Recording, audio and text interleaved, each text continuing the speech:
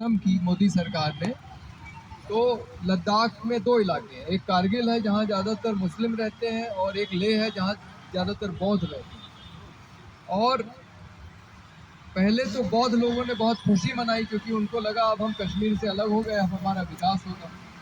लेकिन सरकार ने चालाकी क्या की कि विधानसभा ही खत्म कर दी। विधानसभा ही नहीं है लद्दाख में। हाँ, सिर्फ एक जैसे जिला परिषद होती है उस तरह की एक इकाई है जिसका नाम है लेह स्वायत्त पर्वतीय विकास परिषद। हाँ, और उसी तरह की एक कारगिल में है, लेकिन उसका भी कार्यकाल खत्म हो गया अक्टूबर में। तो अब लेह में कोई जनप्रतिनिधि नहीं रह गया क्योंकि जो वहाँ का सांसद है वो कारगिल का है। तो लेह का आज की तारीख में कोई जनप्रतिनिधि नहीं किसी स्तर पे। तो वो कहते हैं आपने तो हमारा लोकतंत्र ही खत्म कर दिया। कम से कम जम्मू कश्मीर में जब हम थे तो हमारे 4 विधायक यहाँ से रहते थे। तो लद्दाख के लोग कह रहे हैं कि उन्हें पूर्ण राज्य बनाया जाए, वहाँ विधानसभा बनाई जाए और जैसे बाकी राज्यों को अधिकार है वहाँ दिया जाए। और जम्मू कश्मीर में भी ये मांग है, उनकी ये भी मांग है कि उनको छठी अनुसूची में शामिल किया जाए क्योंकि वो आदिवासी इलाका है, 99% आदिवासी रहते हैं। तो छठी अनुसूची क्या है?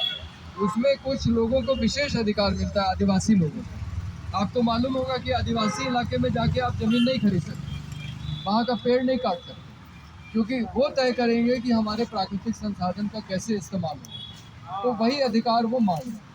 तो ये अधिकार केंद्र सरकार उनको दे नहीं रही है। आंदोलन चल रहा है और कारगिल का भी एक संगठन है, कारगिल डेमोक्रेटिक अलायंस, और लेह का संगठन है लेह एपेक्स बॉडी, दोनों मिल के आंदोलन चला रहे हैं।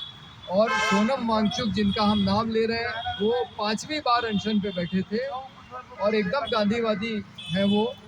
उनका एक विश्वविद्यालय भी वहाँ चलता है जहाँ किसी बच्चे से फीस नहीं ली जाती। उससे कहा जाता है तुम पढ़ाई करो और कमाओ और कमा के पैसा दो। तो ऐसा विश्वविद्यालय वहाँ चला रहे हैं और ऐसे आदमी के खिलाफ देशद्रोह का मुकदमा दर्ज करके उनको लद्दाख से उठा के जो चीन की सीमा से मिलता है और राजस्थान की जोधपुर की जेल में जो पाकिस्तान की सीमा से मिलता है, कहाँ उत्तर और कहाँ पश्चिम। और बहुत सारे लोगों को जेल में बंद कर दिया।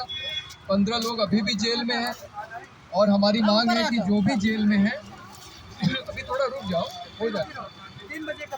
हाँ, ये जो है ये आंदोलन का हम लोग समर्थन कर रहे हैं। और अभी एक पत्रकार ने पूछा कि आप लेह लद्दाख के लिए यहाँ क्यों कर रहे हैं?